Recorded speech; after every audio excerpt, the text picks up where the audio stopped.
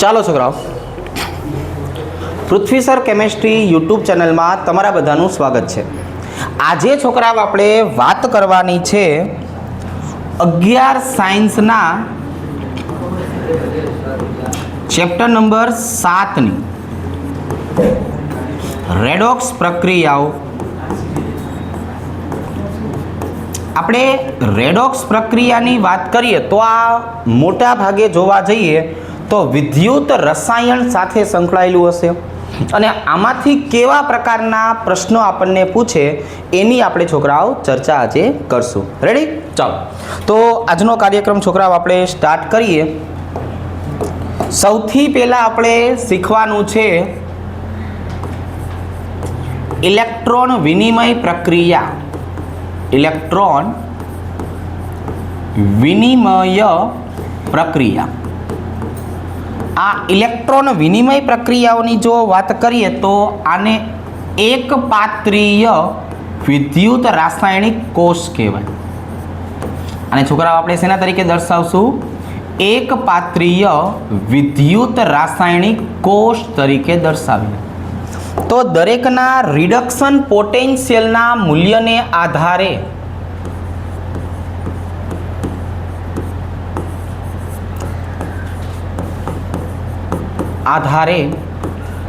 છોકરાઓ આપણે ઇલેક્ટ્રોન મુક્ત કરવાની વૃત્તિ ગોતશું.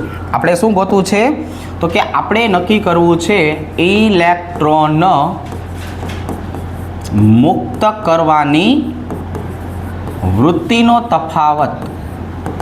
આ એમના છોકરાઓ રિડક્શન પોટેન્શિયલના ઓછા મૂલ્યથી આપણે નક્કી કરીએ છીએ. જો તો હવે આ ઇલેક્ટ્રોન મુક્ત કરવાની વૃત્તિની વાત કરીએ તો સૌથી વધારે સરળતાથી ઇલેક્ટ્રોન મુક્ત કરવાનું કામ કોનું હતું? તો કે ભાઈ સાપેક્ષતાની વાત કરીએ તો મેગ્નેશિયમ, પછી એલ્યુમિનિયમ, પછી ઝીંક +2, પછી Fe+2, પછી નિકલ +2, એના પછી હાઇડ્રોજન પછી આવશે કોપર +2.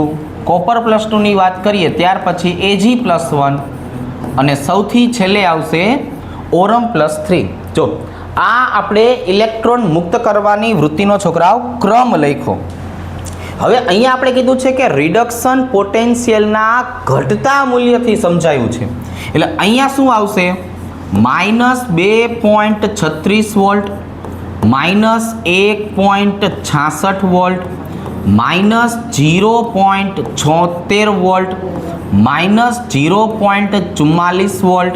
અહીંની વાત કરીએ તો -0.25 વોલ્ટ, 0.0. ચાલો, કોપરની વાત કરીએ તો +0.34 વોલ્ટ, +0.80 વોલ્ટ અને +1.40 વોલ્ટ. તો આ આપણે જે દરેક વસ્તુ છોકરાઓ અહીંયા દર્શાવી છે, આ દરેક વસ્તુની જો વાત કરવામાં આવે તો આ એકપાત્રીય વિદ્યુત રાસાયણિક કોષની આપણે વાત કરી. આ શ્રેણીને આધારે હજુ આપણે શું કરશું? તો કે ભાઈ શ્રેણીને આધારે આપણે આવું સમજાવશું કે ધાતુના ક્ષારના દ્રાવણમાંથી ધાતુનું વિસ્થાપન કરવાની વૃત્તિ.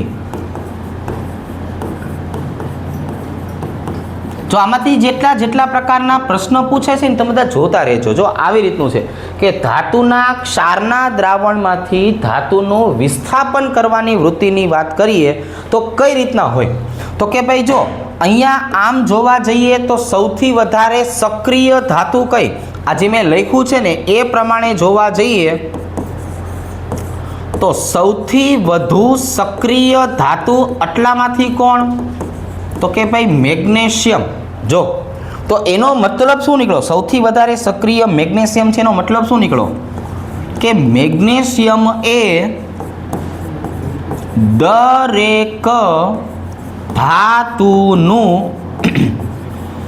વિસ્થાપન કરી શકે છે.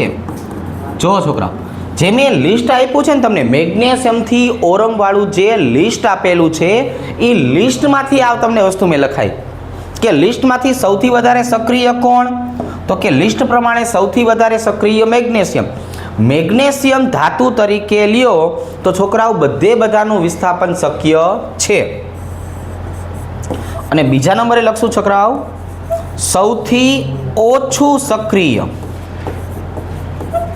તો જો સૌથી ઓછા સક્રિય ધાતુની વાત કરીએ તો એ આવશે ઓરમ. એ કોણ આવશે છોકરાઓ? ઓરમ. તો ઓરમનો મતલબ શું થયો? તો કે ઓરમ એ દર્શાવેલ લિસ્ટમાંથી એક પણ ધાતુનું વિસ્થાપન કરી શકતો નથી. ચાલો, તો એક આની આધારે પ્રશ્ન પૂછાય કે તમને દ્રાવણ આપેલું છે, દ્રાવણમાંથી તમારે વિસ્થાપન કરવું છે, તો કોણ કોનું વિસ્થાપન કરી શકે? તો હવે અહીંયા છોકરાઓ આપણે જે વસ્તુને સમજાવી એ આ થઈ કે સૌથી વધારે સક્રિય કોણ? તો કે સૌથી વધારે મેગ્નેશિયમ. મેગ્નેશિયમ બધાનું વિસ્થાપન કરી શકે, ઓરમ સૌથી છેલ્લે કોઈનું વિસ્થાપન કરી શકે નહીં. તો આનો મતલબ બીજો આવો થયો છોકરાઓ કે સૌથી વધુ પ્રબળ રિડક્શન કરતા કોણ? તો જો મારે છોકરાઓ સૌથી વધારે પ્રબળ રિડક્શન કરતાનો તમને મતલબ સમજાવવો હોય તો એનો મતલબ શું થાય? તો કે રિડક્શન કરતા કોને કહેવાય? તો કે ગામનું રિડક્શન કરે અને બેઠો બેઠો પોતાનું શું કરે? તો કે પોતાનું ઓક્સિડેશન કરે. જો આ બધા જ ક્રમ એક જ સરખા થયા. આજે મેં ક્રમ લખ્યો એ ઇલેક્ટ્રોન મુક્ત કરવાની વૃત્તિ માટે છે, ધાતુનું વિસ્થાપન કરવા માટે છે અને સૌથી વધારે પ્રબળ રિડક્શન કરતાની ઓળખ માટે પણ છે. તો અહીંયા આપણે હવે શું નક્કી કરવાનું છે? રિડક્શન પોટેન્શિયલનું સૌથી વધારે નેગેટિવ મૂલ્ય, જેનું સૌથી વધારે નેગેટિવ મૂલ્ય હશે એ આમાં પહેલા આવશે. તો જો આપણે લખ્યું છે રિડક્શન પોટેન્શિયલનું ઘટતું મૂલ્ય એ આ. હવે તો કે હવે છોકરાઓ અહીંયા જો આવી જ રીતે આપણે બીજું વાક્ય લખી નાખીએ. સૌથી વધુ પ્રબળ ઓક્સિડેશન કરતા. છોકરાઓ આ જ રીતે હવે આપણે ઓક્સિડેશન કરતાનો ક્રમ નક્કી કરી નાખીએ. તો અહીંયા તો કે ઓક્સિડેશન કરતાનો મતલબ આવો થાય ગામનું શું કરે? તો કે ગામનું તો ઓક્સિડેશન કરે અને પોતાનું શું કરે? તો કે ભાઈ પોતાનું એ રિડક્શન કરે. જો તો આપણી પાસે આમ વિચારવા જઈએ તો એક જ પ્રકારના મૂલ્ય આવેલા છે અને એ મૂલ્ય કયા? રિડક્શન પોટેન્શિયલના મૂલ્ય. તો અહીંયા આપણે શું લખવું પડશે હવે? રિડક્શન પોટેન્શિયલનું સૌથી વધારે પોઝિટિવ મૂલ્ય. જો અહીંયા આવશે છોકરાઓ સૌથી વધારે પોઝિટિવ મૂલ્ય. તો આ વસ્તુ છોકરાઓ બહુ અગત્યની છે. હવે આપણે આ જો છોકરાઓ એક ઇલેક્ટ્રોન વિનિમય પ્રક્રિયા માટે થઈને આપણે એક ઉદાહરણ લઈએ. સંપૂર્ણ ઇલેક્ટ્રોન વિનિમય પ્રક્રિયા દર્શાવતું ઉદાહરણ.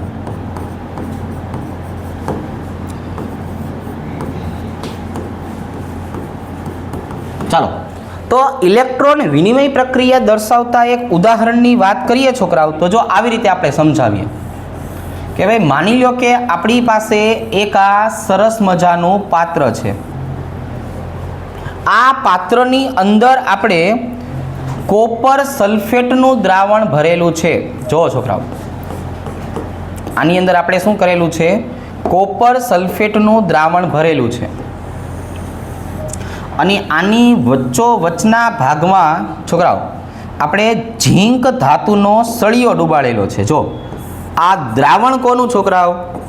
તો કે દ્રાવણ કોપર સલ્ફેટનું. અને આ સળિયો કોનો છોકરાઓ? નિકલ ધાતુનો. કોપર સલ્ફેટની વાત કરીએ તેમાં કોપર +2 એક્વિયસ સ્વરૂપે આવેલું હોય જે વાદળી રંગ ધરાવે છે. શું ધરાવે છોકરાઓ? વાદળી રંગ. તો હવે તમારે છે ને આ બેની કમ્પેરિઝન કરવાની. બેની કમ્પેરિઝન કઈ રીતે કરશું છોકરાઓ? તો કે ભાઈ આપણી પાસે નિકલ +2 / નિકલના રિડક્શન પોટેન્શિયલના મૂલ્ય છે છોકરાઓ -0.25 વોલ્ટ. અને અહીંયા બીજું મૂલ્ય કોનું છે? તો કે ભાઈ કોપર +2 / કોપરનું. એનો જવાબ હતો 0.34 વોલ્ટ. તો મૂલ્યની વાત કરીએ છોકરાઓ, મૂલ્ય ન હોય તો અથવા શું લખશું? ઇલેક્ટ્રોન મુક્ત કરવાની વૃત્તિ. તો તમે ઇલેક્ટ્રોન મુક્ત કરવાની વૃત્તિનો ક્રમ જાણવા જાઓ તો અહીંયા લખશું nickel is greater than copper. તો આ બે વસ્તુ અંતે શું નક્કી કરે છે? કે આ બે વસ્તુ અંતે એવું નક્કી કરે છે કે આમાં નિકલ એનોડ બનશે, કોપર કેથોડ બનશે. આ બંને વસ્તુ આવું નક્કી કરે છે કે નિકલ એનોડ બનશે અને કોપર કેથોડ બનશે. હવે આ નિકલને જેને આપણે એનોડ બનાવવું છે તો એ એનોડ કઈ અવસ્થામાં આવવું જરૂરી છે? તો કે એનું ધાતુ સ્વરૂપ હોવું જરૂરી છે. જો એટલે આપણે લખ્યું કે હા એ ધાતુ સ્વરૂપ છે એટલે અહીંયા પ્રક્રિયા શક્ય બને. હવે પ્રક્રિયા કેવી થશે? તો કે છોકરાઓ જો આપણે પ્રક્રિયાની વાત કરીએ ને તો આવી પ્રક્રિયા થશે. એનોડ તરીકે કોણ વર્તે છે?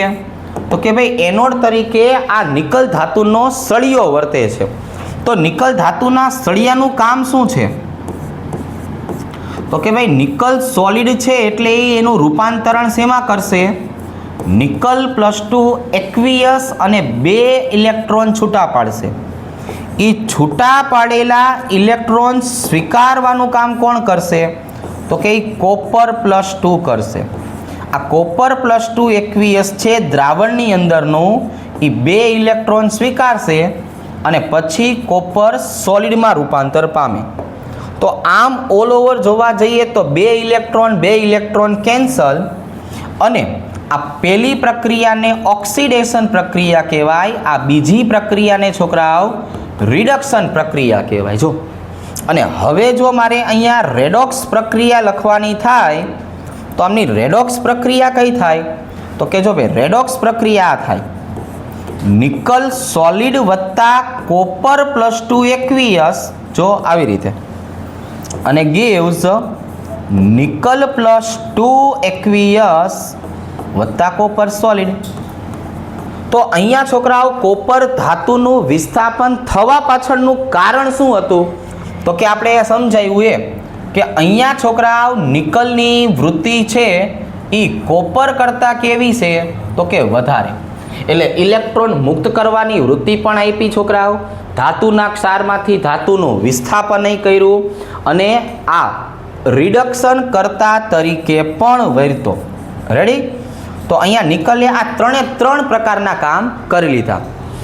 હવે આપણે એક દ્રાવણના રંગની જો વાત કરીએ તો રંગમાં શું થયું કે આપણું દ્રાવણ જે વાદળી રંગનું હતું ને છોકરાઓ, વાદળી રંગનું, એનું રૂપાંતરણ હવે શેમાં થઈ ગયું? તો કે લીલા રંગમાં થઈ ગયું છોકરાઓ. શેમાં થઈ ગયું? લીલા રંગમાં.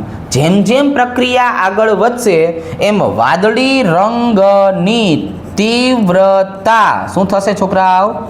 તો કે જો ભાઈ વાદળી રંગની તીવ્રતા ઘટે છે, લીલા રંગની તીવ્રતા વધે છે. આવી રીતે. તો આ એક મુદ્દો જે છે એ અગત્યનો થયો. હવે આના પછી છોકરાઓ આપણને એક બીજો મુદ્દો કયો પૂછે છે? તો આપણને એક મુદ્દો આવો પૂછે છે કે HCl ના દ્રાવણ સાથે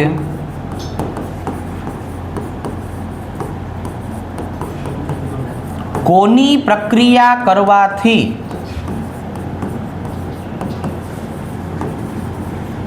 હાઇડ્રોજન વાયુ મુક્ત થાય છે? તો એનો જવાબ રહ્યો ને છોકરાઓ એ એકદમ સરળ છે. કયો જવાબ છે? જો કે ભાઈ આપણે આજે શ્રેણી લખી હતી ને, magnesium, aluminium, zinc, Fe, nickel, hydrogen, copper, Ag અને Au. તો આની અંદર છોકરાવાનો મતલબ જ એ હતો કે હાઇડ્રોજનનો પોતાનો રિડક્શન પોટેન્શિયલ કેવો, તો કે હાઇડ્રોજનનો પોતાનો રિડક્શન પોટેન્શિયલ 0. આપણે આ બધા જ ઘટકોની વાત કરીએ તો આ બધા ઘટકોનો રિડક્શન પોટેન્શિયલ કેવો છોકરાઓ, તો કે નેગેટિવ. અને આ બધાની વાત કરીએ છોકરાઓ તો આ બધાનો રિડક્શન પોટેન્શિયલ કેવો, તો કે પોઝિટિવ.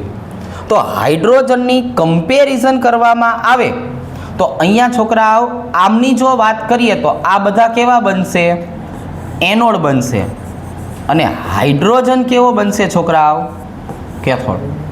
પણ તમે આમની કમ્પેરિઝન કરવા જાઓ તો આ બધા પોતે કેવા બનશે, કેથોડ. અને હાઇડ્રોજનને છોકરાઓ શું બનાવશે, એનોડ બનાવશે.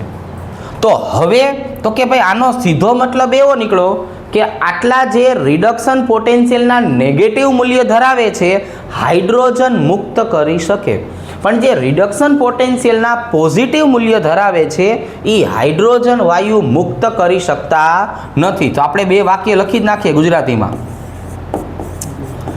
જેમના રિડક્શન પોટેન્શિયલ નેગેટિવ હાઇડ્રોજન મુક્ત કરી શકે અને જેમના રિડક્શન પોટેન્શિયલ પોઝિટિવ એ હાઇડ્રોજન વાયુ મુક્ત કરી શકતા નથી.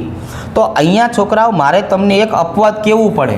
શું કહેવું પડે છોકરાઓ, અપવાદ કહેવું પડે. હવે આ અપવાદ શું છે ને એ તમે જરાક જાણો કે તમે અહીંયા E ડિગ્રી Fe+2 Fe ની વાત કરો ને તો એનું મૂલ્ય છે -0.44 વોલ્ટ. પણ આની બદલે જો હવે હું વાત કરું Fe+3/Fe+2 તો આનું મૂલ્ય છે +0.77 વોલ્ટ. તો અહીંયા આપણે Fe બોલીએ તો એ ન ચાલે. અહીંયા આપણે કહેવું પડે કે જો તમે આ Fe+2 લેશો અથવા Fe ધાતુ તરીકે લેશો તો હાઇડ્રોજન વાયુ મુક્ત થશે. પણ જો તમે Feનું દ્રાવણ લીધું હશે અને એની પ્રક્રિયા HCl સાથે કરાવશો તો એમાં હાઇડ્રોજન વાયુ મુક્ત થવાનો નથી. તો એક આ અપવાદવાળો મુદ્દો પણ અગત્યનો છે. અને આ હાઇડ્રોજન વાયુ મુક્ત કરે છે કે નથી કરતા.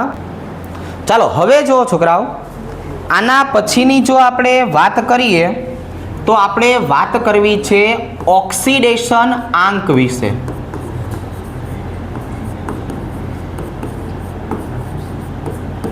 આ ઓક્સિડેશન આંકની જો આપણે વાત કરીએ તો એના અલગ અલગ પ્રકારના નિયમો છે છોકરાઓ. પેલો નિયમ શું, તો કે ભાઈ પરમાણુ અણુ ના ઓક્સિડેશન આંક 0 હોય છે. જો આવી રીતે આનો મતલબ શું થયો, તો કે ભાઈ હું નિયોનની વાત કરું તો નિયોનનો ઓક્સિડેશન આંક 0. હું H2 ની વાત કરું તો H2 નો પોતાનો ઓક્સિડેશન આંક કેવો થઈ ગયો, 0. તમે કોઈ પણ પરમાણુ અણુની કે તત્વની વાત કરો, તત્વ એટલે કે સોડિયમ અને મેગ્નેશિયમ, તો આ બધાના ઓક્સિડેશન આંક કેવા થઈ ગયા છોકરાઓ, તો કે આમનો ઓક્સિડેશન આંક 0 હોય. બીજો નિયમ આપણે છોકરાઓ જે તે સમયે શું શીખવાડેલો છે, એક પરમાણવીય આયન માટે તેમનો વીજભાર એ જ ઓક્સિડેશન આંક. જો છોકરાઓ, જો આપણે એક પરમાણવીય આયનની વાત કરીએ તો એમના માટે શું કહેવાનું, એમનો વીજભાર એ જ એમનો ઓક્સિડેશન આંક. ફોર એક્ઝામ્પલ અહીંથી ચાલુ કરીએ, Na+1, Mg+2, Al+3, Si+4, જો આવી રીતે, ફોસ્ફરસ -3, જો આવી રીતે, સલ્ફર -2, ક્લોરીન -1. તો જે એમનો વીજભાર લખ્યો ને એ જ એમનો ઓક્સિડેશન આંક. આવું કેના માટે છોકરાઓ? આવું એક પરમાણવીય આયન માટે. એના પછીની જો આપણે વાત કરીએ છોકરાઓ, તો ઓક્સિડેશન આંક મારે જો કોઈ ઘટકના ગોતવા હોય તો અહીંયા છોકરાઓ આપણે આવી રીતે સમજશું કે ભાઈ જો આપણે ઓક્સિજનની વાત કરીએ તો ઓક્સિજનનો ઓક્સિડેશન આંક આપણે -2 લઈએ છીએ અને આપણે પ્રોટોનની વાત કરીએ, પ્રોટોન એટલે કોણ? H+, તો એનો આપણે ઓક્સિડેશન આંક +1 લઈએ છીએ. તો ઘણી વખત જ્યાં આપણને ખબર નથી હોતી અને એવા ઘટકનો ઓક્સિડેશન આંક ગોતવાનો થાય એવા સમયે આપણે ઓક્સિજનને -2 અને હાઇડ્રોજનને શેના તરીકે લઈએ છીએ? +1 તરીકે લઈએ છીએ. For example H2SO4, for example H3PO4, for example HClO4. જો હું આટલા ઘટકોની વાત કરું છોકરાઓ અને આમાંથી મારે સલ્ફર, ફોસ્ફરસ અને ક્લોરીનના ઓક્સિડેશન આંક ગોતવાના થાય તો આપણે ઓક્સિજનને -2 તરીકે અને હાઇડ્રોજનને +1 તરીકે સ્વીકારેલું હોય. એટલે અહીંયા શું થશે? 4 × 2 = 8, 8માંથી 2 જાય એટલે આમનો ઓક્સિડેશન આંક થઈ જાય 6. 4 × 2 = 8, 8માંથી 3 જાય એટલે આમનો ઓક્સિડેશન આંક થઈ જાય 5. અને અહીંયા 8માંથી 1 જાય એટલે આમનો ઓક્સિડેશન આંક થઈ જાય 7. હવે જો હું એકલા ઓક્સિજનની સાપેક્ષમાં દર્શાવું છોકરાઓ તો એકલા ઓક્સિજનની સાપેક્ષમાં પણ શક્ય છે. જો CO3 -2, SO4 -2, NO3 -2, C2O4 -2. જો આવી રીતે આપણે એકલા ઓક્સિજનની સાપેક્ષમાં જોઈએ તો પણ શક્ય છે. જો અહીંયા મારે કાર્બન, સલ્ફર, નાઇટ્રોજન અને કાર્બનનો ઓક્સિડેશન આંક ગોતવો હોય તો કેટલો થશે? 3 × 2 = 6, 6માંથી 2 જાય એટલે છોકરાઓ જો 4. અહીંયા જો 8માંથી છોકરાઓ 2 જાય એટલે કે 6. અહીંયા 6માંથી 1 જાય એટલે કે 5. અહીંયા 8માંથી 2 જાય 6, 6 ભાગ્યા 2 કરો એટલે એક કાર્બનની કિંમત કેટલી આવે? +3. બરાબર? એક કાર્બન માટે. તો આવી રીતે તો અહીંયા છોકરાઓ આપણે આ 3 સામાન્ય નિયમ જે રહ્યા એ આપણે શીખડાવ્યા. હવે આપણા માટે આવા ઋણ આયન છે થોડા ઘણા અગત્યના છે એની આપણે વાત કરીએ. તો અહીંયા આપણે છોકરાઓ શું લખીએ છીએ? તો કે અહીંયા આપણે લખીએ છીએ અગત્યના ઋણ આયનો. આમના ઓક્સિડેશન આંક આપણે છોકરાઓ બહુ જરૂર પડે. કયા કયા અગત્યના ઋણ આયન હોય છે? તો કે MnO4 -2, MnO4 -1, CrO4 -2 અને Cr2O7 -2. આ બધા કયા થયા છોકરાઓ? આનો આપણે ઉપયોગ કરવાનો થશે સ્ટોક નોટેશન નામકરણમાં. ક્યાં ઉપયોગ કરશું આ બધાનો? સ્ટોક નોટેશન નામકરણમાં. ચાલો પહેલા આપણે શું કરીએ? બધાના નામ લખીએ. આ પહેલા ભાઈબંધનું નામ શું છે? આને મેંગેનેટ આયન કહેવાય. શું કહેવાય? મેંગેનેટ આયન. આની વાત કરીએ તો છોકરાઓ આને શું કહેવાય? પરમેંગેનેટ આયન કહેવાય. આની વાત કરીએ તો છોકરાઓ આને ક્રોમેટ આયન કહેવાય. અને આની વાત કરીએ તો આને ડાયક્રોમેટ આયન કહેવાય. જો શું કહેવાય આને? Dichromate ion. જો આવી રીતે આમાં છોકરાઓ બધાના ઓક્સિડેશન આંક ગોતશું પણ એ ઓક્સિડેશન આંક જે આપણને મળશે ને છોકરાઓ એને રોમન આંકમાં લખાવશું. શેમાં લખાવશું? રોમન આંકમાં. તો અહીંયા આવશે 4 × 2 = 8, 8માંથી 2 જાય એટલે 6. આનો ઓક્સિડેશન આંક આવી રીતે લખાય મેંગેનેટ આયન 6. રેડી? એક કામ કરીએ, આ આયન શબ્દને કાઢી નાખીએ. એનો ઉપયોગ થોડીક વાર પછી કરશું જ્યારે જરૂર પડે ત્યારે. અહીંયા આવશે મેંગેનેટ 6. આની વાત કરીએ તો છોકરાઓ મેંગેનેટ 7. ક્રોમેટ 6 અને ડાયક્રોમેટ 6. એક એક ઘટકનો ઓક્સિડેશન આંક આ પ્રમાણે થાય. હવે આપણે તો કે ભાઈ હવે આપણે વાત કરવાની છે વિદ્યુત ઋણતા આધારિત ઓક્સિડેશન આંક.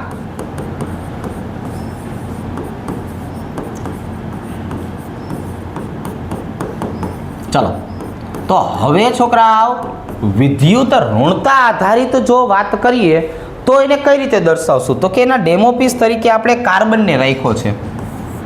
કાર્બનની જો આપણે છોકરાઓ વાત કરીએ તો કાર્બન પોતાનાથી વધારે અથવા તો પોતાનાથી ઓછી વિદ્યુત ઋણતાવાળા ઘટક સાથે જોડાય તો એનો ઓક્સિડેશન આંક કેવો થાય એની વાત છે. ચાલો તો અહીંયા જો છોકરાઓ, અહીંયા કાર્બનની પોતાની વિદ્યુત ઋણતા વધારે છે. જો એટલે બંધના એરા અંદરની બાજુએ આવશે. જો હવે આપણે એક નાનકડો નિયમ બનાવશું છોકરાઓ. અહીંયા આપણે શું કરશું છોકરાઓ? એક નાનકડો નિયમ બનાવશું. કયો નિયમ? તો કે તીર અંદર આવે ને અંદર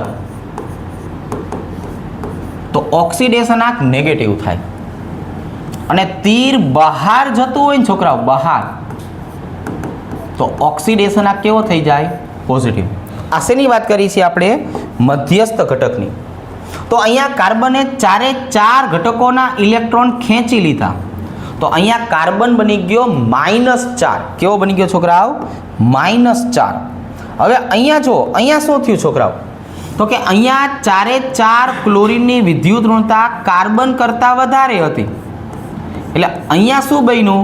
તો કે અહીંયા કાર્બનના પોતાના ઇલેક્ટ્રોન ખેંચાઈ ગયા. એટલે અહીંયા છોકરાઓ કાર્બન બની ગયો +4. તીર અંદર આવે તો નેગેટિવ, તીર બહાર જાય તો પોઝિટિવ. આ ઓક્સિડેશન આંક ગોતવાની સૌથી સરળ રીત થઈ અને આવી રીતે આપણે નક્કી કરી શકાય. ઓક્સિડેશન આંક આપણે જો ગોતવાનું થાય તો એને આવી રીતે નક્કી કરી શકાય. ચલો હવે આપણે છોકરાઓ કાર્બનિક ઘટકોની વાત કરવી છે. આ આપણે એના માટે શીખવાડ્યું છે કાર્બનિક ઘટકોના ઓક્સિડેશન આંક. ચાલો તો હવે આ કાર્બનિક ઘટકોમાં આપણે છોકરાઓ પહેલા વાત કરવી છે આલ્કોહોલ ઘટકથી. ચલો આલ્કોહોલનું છોકરાઓ બંધારણ કેવું હોય? તો કે જો આપણે મિથેનોલની વાત કરીએ તો આવી રીતે મિથેનોલમાં કાર્બનનો ઓક્સિડેશન આંક કેટલો? ઇથેનોલની છોકરાઓ આપણે વાત કરીએ તો ઇથેનોલમાં કાર્બનનો ઓક્સિડેશન આંક કેટલો? જો આ બે આલ્કોહોલની વાત કરી તો એકદમ સરળ આપણે યાદ રાખશું કે અહીંયા જો છોકરાઓ કાર્બનની વિદ્યુત ઋણતા કોના કરતાં વધારે? તો કે ભાઈ જો હાઇડ્રોજન કરતાં વધારે તો તીર અંદર આવ્યું, હાઇડ્રોજન કરતાં વધારે તીર અંદર આવ્યું, હાઇડ્રોજન કરતાં વધારે તીર અંદર આવ્યું. કેટલા તીર અંદર આવ્યા છોકરાઓ? તો +3. જો તીર અંદર આવે છોકરાઓ સોરી તો -3. જો અહીંયા તીર આપણા અંદર આવ્યા એટલે અહીંયા શું મળ્યું મને? -3. પણ આ એક તીર જે ઓક્સિજન વાળું છે એ બહાર ગયું કેમ કે ઓક્સિજનની વિદ્યુત ઋણતા વધારે હોય તો અહીંયા શું આવશે? +1. તો આપણો છોકરાઓ ઓલ ઓવર વિચારીએ તાનો ઓક્સિડેશન આંક કેટલો થયો? -2. મિથેનોલમાં કાર્બનનો ઓક્સિડેશન આંક મને -2 મળે છે. હવે આની વાત કરીએ. જો આમાં જો છોકરાઓ આ પહેલા કાર્બનની વાત કરું તો એની અંદર એક તીર કેવું આવ્યું? અંદર. બીજું તીર કેવું આવ્યું? અંદર. ત્રીજું તીર અંદર આવ્યું. પણ આ જે ચોથા નંબરનું તીર છે ને એમાં બે કાર્બનની વિદ્યુત ઋણતા કેવી હોય? સમાન. આ બેની વિદ્યુત ઋણતા સમાન હોય તો અહીંયા કાંઈ હળી કરવાની થતી નથી. હવે અહીંયા તો કે અહીંયા એક તીર અંદર આવ્યું, બીજું તીર અંદર આવ્યું, પણ ત્રીજું તીર જો છોકરાઓ કેવું થયું? તો કે એ બહાર ગયું.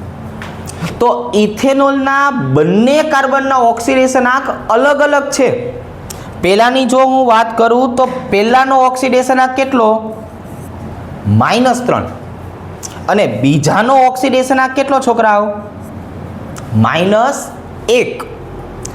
પણ હવે તમને ઇન જનરલ સ્વરૂપમાં પૂછે તો તમારે આલ્કોહોલને દર્શાવવાની રીત આ રાખવી પડે. આ તો હવે અહીંયા શું થયું તો કે અહીંયા આ જે કાર્બન રહ્યો ને છોકરાઓ, એ બેયની વિદ્યુત ઋણતા કેવી હોય? સરખી. તો આ જે આલ્કાઇલ શૃંખલા હોય એના ઓક્સિડેશન આંકને કેટલો ધારી લેવાનો? 0. હવે તો કે હવે તો સિમ્પલ જ છે. જો આપણને આવડી જ ગયું છે કે બે તીર કેવા આવશે છોકરાઓ? અંદર. અને એક તીર કેવું જશે છોકરાઓ? તો કે એક તીર બહાર જશે. જો તો બે તીર અંદર આવે ને એક તીર બહાર જાય. બોલો જવાબ હાલો. તો કે હવે આની જો હું વાત કરું છોકરાઓ તો અહીંયા આવશે -1.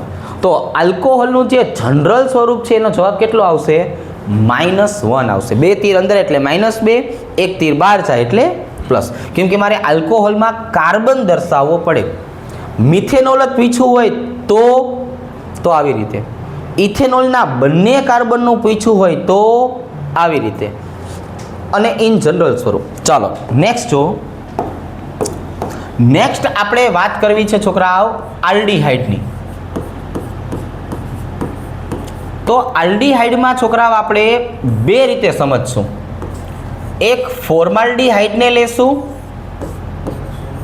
અને એક જનરલ સ્વરૂપ આલ્ડીહાઇડ લેશું. જો ત્યાર પછી આપણે છોકરાઓ વાત કરશું કીટોનની.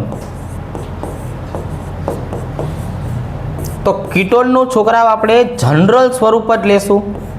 ચાલો આવી. એના પછી વાત કરશું કાર્બોક્સિલિક એસિડની.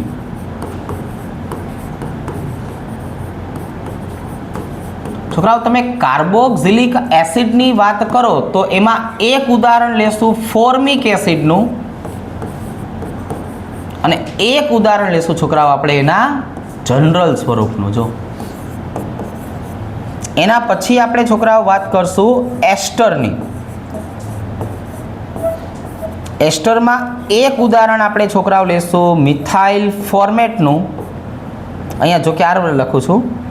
અને એક લેશું છોકરાઓ આપણે એસ્ટરના રેગ્યુલર બંધારણનું. ચાલો તો હવે ખાલી આપણે એ જ નક્કી કરવાનું છે કેટલા તીર અંદર આવે, કેટલા તીર બહાર જાય. અહીંયા જો કાર્બનની વાત કરું છોકરાઓ તો આ બે તીર કાર્બનમાં કેવા જશે? તો કે જો બહાર જશે. અને આ બે તીર કેવા આવશે છોકરાઓ? તો કે બે તીર અંદર આવશે. તો ઇન શોર્ટ આપણા કાર્બનનો ઓક્સિડેશન આ ફોર્માલ્ડીહાઇડમાં કેટલો થઈ ગયો? 0. ક્યાં? ફોર્માલ્ડીહાઇડમાં ઓક્સિડેશન આ કેવો થઈ ગયો? 0. આની વાત કરીએ તો આને આપણે ગણતરીમાં લેવાનું કીધું નથી. હવે તો કે એક તીર અંદર આવ્યું છોકરાઓ, પણ એની સાપેક્ષમાં આ બે તીર કેવા છે? તો કે આ બે તીર બહાર જાય છે. જો તો કાર્બનનો ઓક્સિડેશન આંક કેટલો ગણવાનો? +1. કીટોનની વાત કરું તો આ બંને શૃંખલાને 0 ગણવાની. તો કીટોનમાં આ બંને તીર કેવા જાય છે છોકરાઓ? તો કે બહાર જાય છે. તો અહીંયા કાર્બનનો ઓક્સિડેશન આ કેટલો થઈ જાય? જો +2. આ બધી જગ્યાએ જરૂર પડશે. આમની જો આપણે વાત કરીએ છોકરાઓ તો અહીંયા જુઓ તમે, ફોર્મિક એસિડમાં 3 તીર કેવા છે છોકરાઓ? તો કે બહાર જાય છે. એની કમ્પેરિઝનમાં એક તીર કેવું છે? અંદર આવે છે. તો ફોર્મિક એસિડમાં છોકરાઓ કાર્બનનો ઓક્સિડેશન આ કેટલો લેવાનો? 2 લેવાનો. કેટલો લેવાનો? 2. અહીંની જો આપણે વાત કરીએ તો અહીંયા બંને તીર કેવા જાય છે છોકરાઓ? સોરી, અહીંયા 3 તીર કેવા જાય છે છોકરાઓ? તો કે જો બહાર જાય છે. તો કાર્બોક્સિલિક એસિડના જનરલ સ્વરૂપમાં કાર્બનનો ઓક્સિડેશન આ કેટલો? +3. અને આ બંનેની જો આપણે વાત કરીએ તો એ બંને એના શું છે? વ્યુત્પન્ન. એટલે અહીંયા જોવા મળશે આપણને +2, અહીંયા જોવા મળશે +3. લ્યો આવી રીતે. હવે આપણે છોકરાઓ આના પછીની જો વાત કરીએ તો આના પછી આપણે શું સમજાવશું? તો કે આના પછી આપણે સમજાવશું કે કોઈ પણ તત્વ કેટલા પ્રકારની ઓક્સિડેશન અવસ્થા ધરાવી શકે અને એના ઓક્સિડેશન આંક કયા કયા હોઈ શકે. તો આપણે છોકરાઓ કાર્બનથી શરૂઆત કરીએ. જો આપણે આમ કાર્બનની વાત કરીએ છોકરાઓ, તો કાર્બનના કયા કયા સ્વરૂપ બની શકે? તો કે જો આપણે કાર્બનની વાત કરીએ છોકરાઓ, તો કાર્બન પોતે આપણને મુક્ત અવસ્થામાં ગ્રેફાઇટ તરીકે મળે. કાર્બનની વાત કરો તો કાર્બન આપણને CO2 સ્વરૂપે મળે. કાર્બન આપણને છોકરાઓ CCl4 સ્વરૂપે મળે અને કાર્બન આપણને CH4 સ્વરૂપે મળે. પણ અહીંયા જે મેં બે ઉદાહરણ આપ્યા ને છોકરાઓ, આ બંને ઉદાહરણ પાછા એક સરખા, કારણ કે આ બંને કેવા છે છોકરાઓ? ઇલેક્ટ્રોન ખેંચનારા ઘટક સાથે છે. જો તો કાર્બનમાં કેટલી ઓક્સિડેશન અવસ્થા શક્ય થઈ? તો કે કાર્બનમાં 0, કાર્બનમાં +4 અને કાર્બનમાં -4. જનરલી આ એની 3 ઓક્સિડેશન અવસ્થા જોવા મળે.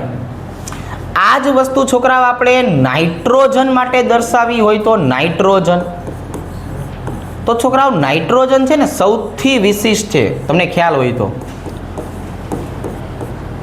નાઇટ્રોજન મોસ્ટ IMP વસ્તુમાં આવશે. કેમ કે નાઇટ્રોજનની કેટલી અવસ્થા બની શકે? તો કે જો અહીંથી સ્ટાર્ટ થાય, નાઇટ્રોજનની આટલી અવસ્થા બની શકે. HN3 આને એઝોઇક એસિડ તરીકે દર્શાવાય. શેના તરીકે દર્શાવાય? એઝોઇક એસિડ છે એના તરીકે દર્શાવી શકાય. તો આ અહીંથી આપણે છોકરાઓને સ્ટાર્ટ કર્યું.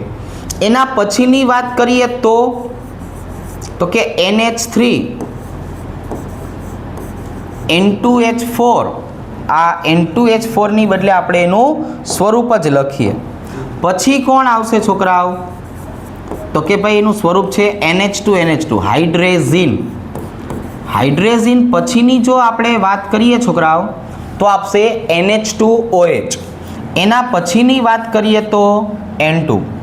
આ N2 પછીની વાત કરીએ તો N2O. બરાબર છે? આવી રીતે છોકરાઓ N2O પછીની જો આપણે વાત કરીએ તો કે NO નાઇટ્રિક ઓક્સાઇડ. NO પછીની વાત કરીએ તો HNO2 HNO3. હવે તમે છોકરાઓ ખાલી આમની ઓક્સિડેશન અવસ્થા જો. આજે મેં દર્શાવ્યું છોકરાઓ HN3 એઝોઇક એસિડ એટલે N3-1 હોય. કેવું હોય છોકરાઓ? N3-1. એક નાઇટ્રોજનની ઓક્સિડેશન સ્થિતિ હશે -1/3. અહીંની જો આપણે વાત કરીએ તો -3, -2, -1, 0, +1, +2, +3. ચાલો હજુ એક રહી ગઈ છે, આપણે હજી દર્શાવી દઈએ. અહીંયા છોકરાઓ NO2 અને HNO3. તો હવે હજી નાઇટ્રોજનમાં જુઓ છોકરાઓ, હવે કયું આવ્યું? +4 અને +5. તો નાઇટ્રોજન શું કામ સૌથી અગત્યનું છે આપણે એવું કીધું છોકરાઓ? તો કે ભાઈ નાઇટ્રોજનને અગત્યનું કેવું પડ્યું? કેમ કે એ દરેક પ્રકારની ઓક્સિડેશન અવસ્થા ધરાવે છે. જો આના પછી કોણ આવશે? તો કે આના પછી આવો આપણો ભાઈબંધ આવશે ઓક્સિજન. ઓક્સિજનમાં પણ આવા અલગ અલગ સ્વરૂપો જોવા મળે છે. કયા કયા અલગ અલગ સ્વરૂપો જોવા મળે છે? તો કે જો છોકરાઓ, એક આવશે આપણે સક્રિય ધાતુની સાપેક્ષમાં લખાવું. કોની સાપેક્ષમાં લખાવું? સક્રિય ધાતુની સાપેક્ષમાં. Li2O. એના પછી લખાવરાવું Na2O2. એના પછી લખાવરાવું KO2. આવી રીતે પછી O2, પછી O2F2 અને એના પછી O2F.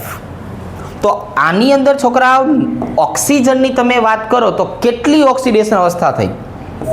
-2, -1, -1/2, 0, +1 અને +2. એમાં આ તો છોકરા ઓળખીતા છે. જો આની વાત કરીએ તો આને શું બોલાય? આને મોનોક્સાઇડ બોલાય. આની વાત કરીએ તો આને પેરોક્સાઇડ તરીકે દર્શાવાય. અને આની વાત કરીએ તો આને સુપર ઓક્સાઇડ તરીકે દર્શાવાય. જો આવી રીતે. તો ઓક્સિડેશન આંક આપણને આટલા જોવા મળે. હવે આના પછીની છોકરાઓ આપણે વાત કરીએ તો એ ટોપિકને આપણે નામ આપવાનું છે સ્ટોક નોટેશન નામકરણ.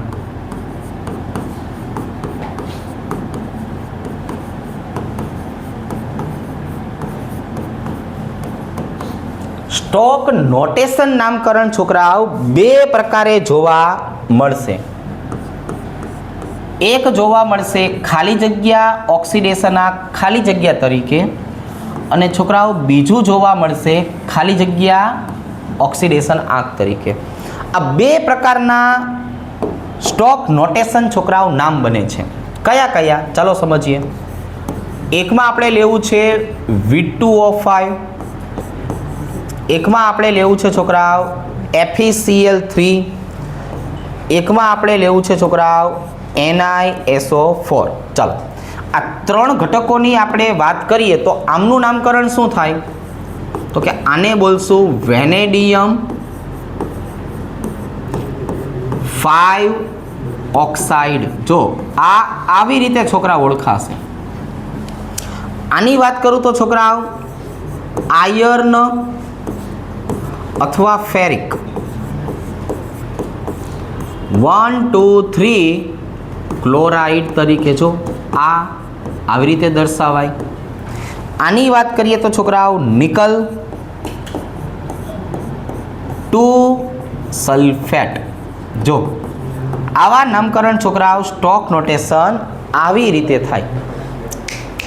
હવે અહીંયા જો આ પ્રકારની વાત કરીએ તો હું પોટેશિયમની સાપેક્ષમાં સમજાવું. કોની સાપેક્ષમાં? પોટેશિયમની સાપેક્ષમાં. K2MnO4 KMnO4 K2CrO4 અને K2Cr2O7. જો આમ હોય છોકરાઓ, આ ચાર મેથડ છે આની. તો ચારે ચારના હવે મારે નામ લખવા હોય તો જો ભાઈ પહેલાનું નામ શું થાય?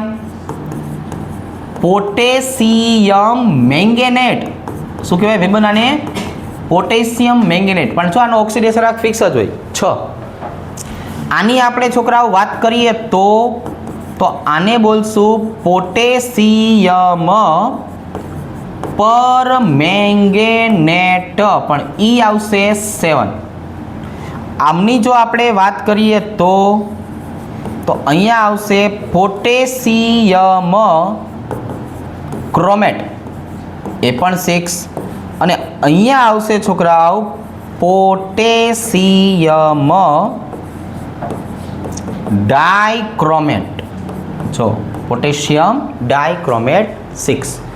આ સ્ટોક નોટેશન નામ થયું. શું થયું છોકરાઓ?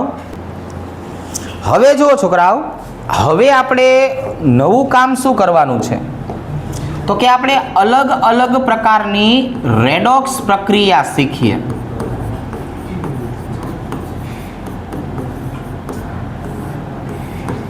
તો રેડોક્સ પ્રક્રિયાની છોકરાઓ આપણે વાત કરીએ તો અહીંયા આપણે શું સમજશું? તો કે ભાઈ પહેલું આપણે સમજાવવું છે એ છે વીજભાર વિહીન.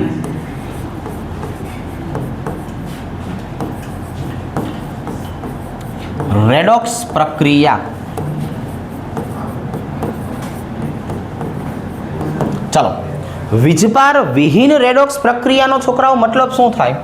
તો કે જ્યારે જરૂર પડે તો હાઇડ્રોજનની બદલે કે ઓક્સિજનની બદલે આપણે શું કરવાનું છે છોકરાઓ? તો કે ભાઈ આપણે પાણીનો ઉમેરો કરવાનો છે. પણ એના માટે આપણે યાદ રાખશું જેટલા હાઇડ્રોજન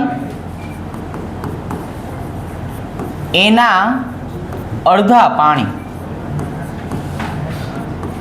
જો તમારે આવી કોઈ જરૂર પડે છોકરાઓ તો રેડોક્સ પ્રક્રિયાને આવી રીતે સમજાવશું. આપણે જુદી જુદી નાની નાની રીત સમજીએ. એમાં રીત આ, ચલો એક આપણે શું શીખા, વીજભાર વિહીન રેડોક્સ પ્રક્રિયા. વીજભાર વિહીનનો મતલબ છોકરાઓ જો આવું થયું કે અહીંયા તમારે કંઈ ઉમેરવાની જરૂર જ નથી. P4ની પ્રક્રિયા છોકરાઓ આપણે HNO3 સાથે કરીએ એટલે મને અહીંયા 4 અણુ શું મળી જશે, H3PO4 અને HNO3 નું છોકરાઓ વિઘટન થવાનું છે NO2. ચાલો રેડી. ઓક્સિડેશન આંક મને લખાવો ને જરાક. 0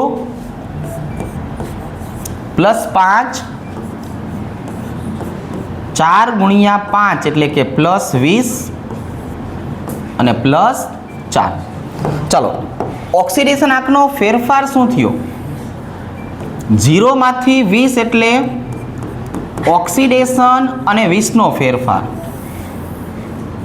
5 માંથી 4 નો મતલબ શું થાય છોકરાઓ, રિડક્શન અને 1 નો ફેરફાર. તો લસા કેટલો આવ્યો છોકરાઓ, 20. આ પ્રક્રિયાને આપણે 1 વડે ગુણશું, આ પ્રક્રિયાને આપણે 20 વડે ગુણશું. ચાલો તો અહીંયા મારી પાસે શું વધ્યું, P4 વત્તા 20 HNO3 જો gives 4 H3PO4 વત્તા 20 NO2. હવે મારે હાઇડ્રોજન અને ઓક્સિજનનું સંતુલન બાકી રહ્યું. તો હાઇડ્રોજન અને ઓક્સિજનનું સંતુલન કઈ રીતે કરશું, તો કે આપણે હાઇડ્રોજનની સાપેક્ષમાં જીવન જીવશું. અહીંયા 20 હાઇડ્રોજન છે મારી પાસે. આ બાજુએ કેટલા છે છોકરાઓ, જોવો જોઈએ. તો કે આ બાજુએ આપણી પાસે 12 હાઇડ્રોજન છે. કેટલા ઘટે છે, 8. તો જો 8 હાઇડ્રોજન ઘટતા હોય છોકરાઓ તો હળવે ક્રેન શું કરવાનું છે, તો કે આપણે કીધું કે હાઇડ્રોજનના અડધા 4 અણુ પાણી નાખી દેવાના. હવે આ પ્રક્રિયા આખી કેવી થઈ ગઈ છોકરાઓ, સંતુલિત. તો આ એનું પહેલું ઉદાહરણ હતું છોકરાઓ. બીજું ઉદાહરણની છોકરાઓ આપણે વાત કરીએ તો આવી રીતે જો, વીજભાર સહિત, વીજભાર સહિતની પ્રક્રિયાની વાત કરશું આપણે છોકરાઓ. શેની વાત કરશું, વીજભાર સહિતની પ્રક્રિયા. પણ અહીંયા આપણે કોઈ માધ્યમની જરૂર નહીં પડે. તો આ પ્રક્રિયા કઈ, તો કે આ પ્રક્રિયાની આમ વાત કરીએ ને તો આવડી જાય, ઝીંક વત્તા ઓરમ +3 gives ઝીંક +2 વત્તા ઓરમ. આવી રીતે. તો હવે અહીંયા આપણે ઓક્સિડેશન આંક લખવા જઈએ તો 0 +3 +2 અને 0. જો વીજભાર સહિત આવ્યા, વીજભાર દેખાણા, પણ કંઈ ઉમેરો કરવાનું આવશે નહીં.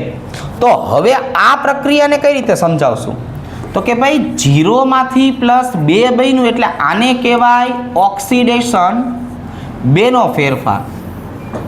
અને 3 માંથી 0 બન્યું એટલે આને કહેવાય રિડક્શન, 3 નો ફેરફાર. આમનો લસા આવશે છોકરાઓ, આને ગુણ્યા 3, આને ગુણ્યા 2. હવે તો કે હવે હું આ પ્રક્રિયાની છોકરાઓ વાત કરું તો સિમ્પલ થઈ ગયું, 3 ઝીંક વત્તા 2 ઓરમ +3, 3 ઝીંક +2 અને વત્તા 2 ઓરમ. પ્રક્રિયા આખી સંતુલિત થઈ ગઈ, પણ આમાં આપણે કોઈ માધ્યમની જરૂર પડી નહીં. હવે પ્રક્રિયા જે છોકરાઓ આપણે શીખવાની છે એ પ્રક્રિયા કઈ, તો કે ભાઈ એ પ્રક્રિયાની વાત કરશું એસિડિક માધ્યમ. જો આ પ્રક્રિયા આપણે જે સમજાવવાની છે તમને, એને શું બોલવાનું છે, એને એસિડિક માધ્યમ બોલવાનું છે. એસિડિક માધ્યમની જે પ્રક્રિયા છે ને એનો મતલબ એવો થયો H+ દ્વારા સંતુલન કરશું આપણે. જો તો હવે આ પ્રક્રિયાના ઉદાહરણની વાત કરીએ તો કે એકદમ સરળ છોકરા, અહીંયા આપણી પાસે આવેલું છે SN, એની આપણે પ્રક્રિયા કરાવી છે MnO4 માઇનસ સાથે. ચાલો હું અહીંયા SN+2 લઈ લઉં. એમાંથી આપણે બનાવી નાખવું છે SN+4 અને અહીંયા બનાવવાનું છે Mn+2.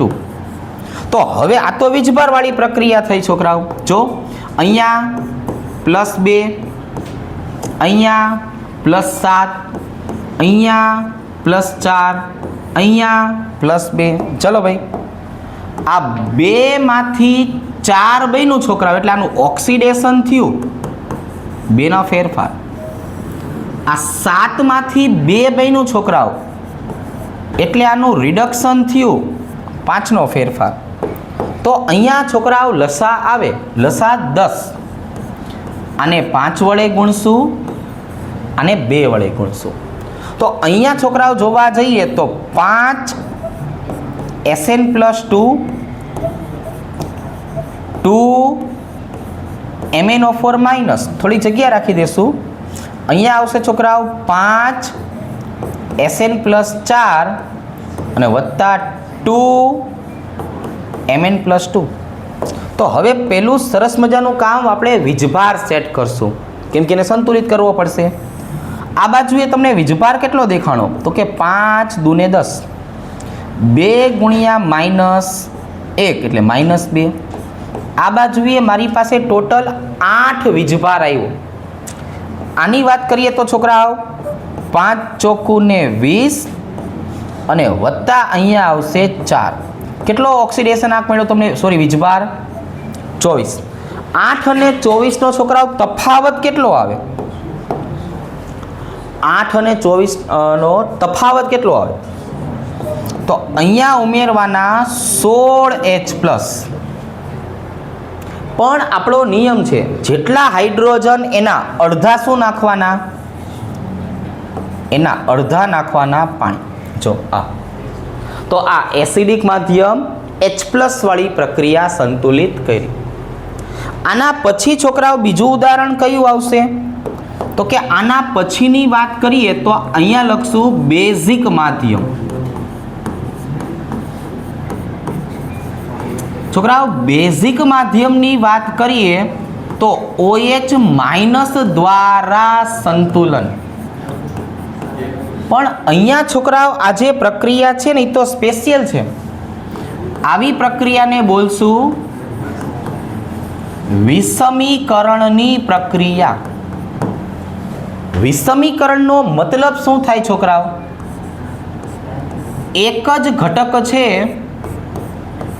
એનું રૂપાંતરણ 2 જુદા જુદા સ્વરૂપમાં થાય. એક ઓક્સિડેશન દ્વારા અને 2 રિડક્શન દ્વારા. આને સાદી ભાષામાં શું બોલાય છોકરાઓ?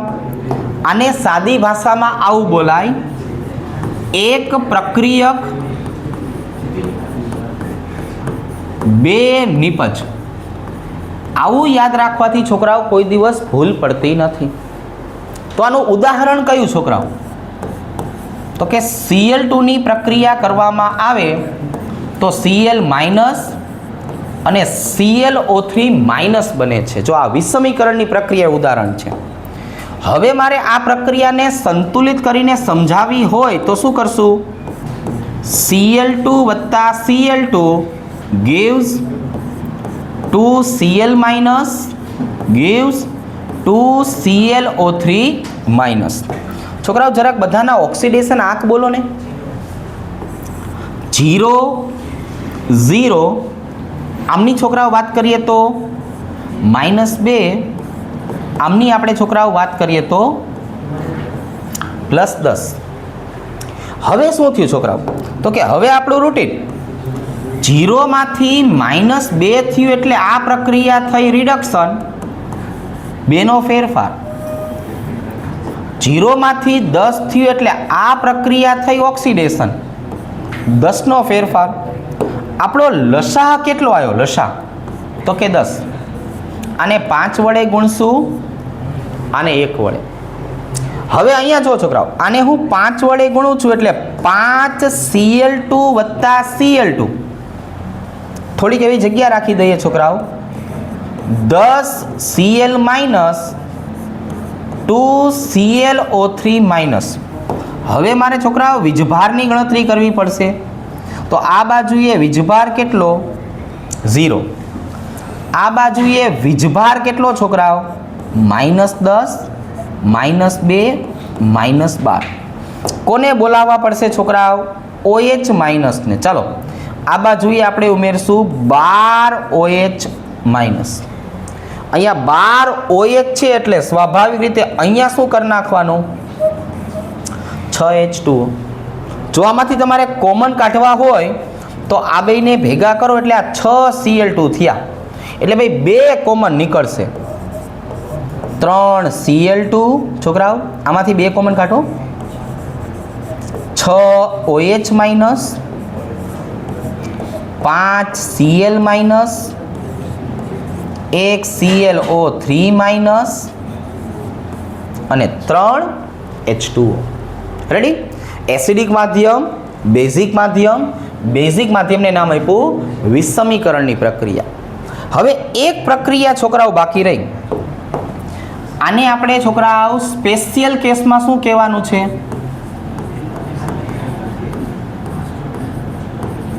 તો કે આને ભાઈ સ્પેશિયલ કેસમાં કહેવાનું છે વિપરીત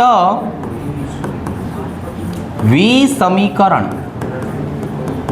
આવી જે વિપરીત વિસમીકરણ વાળી પ્રક્રિયા હોય છોકરાઓ, એને દર્શાવવાની રીત કઈ? A વત્તા B gives C. આનો મતલબ છોકરાઓ એનું ઓક્સિડેશન થઈને બીનું રિડક્શન થઈને તમને મળે છે શું? તો કે ભાઈ આપણને મળે છે અહીંયા છોકરાઓ C. તો આને છોકરાઓ સાદી રીતે કઈ રીતે દર્શાવી શકાય? સાદી રીતે મારે દર્શાવવું હોય તો કે ભાઈ આને બોલાય 2 પ્રક્રિયકો એક નિપજ. શું દર્શાવાય છોકરાઓ? 2 પ્રક્રિયકો એક નિપજ. તો હવે છોકરાઓ આપણે આમની વાત કરીએ તો આમનું ઉદાહરણ કયું? S-2 SO4 -2 એમાંથી S સલ્ફર મળે છે. આ પ્રક્રિયા વિપરીત વિસમીકરણનું ઉદાહરણ થાય. રેડી? તો રેડોક્સમાંથી છોકરાઓ આવા પ્રકારના આપણને પ્રશ્નો જે છે એ પ્રશ્નો પૂછી શકાય.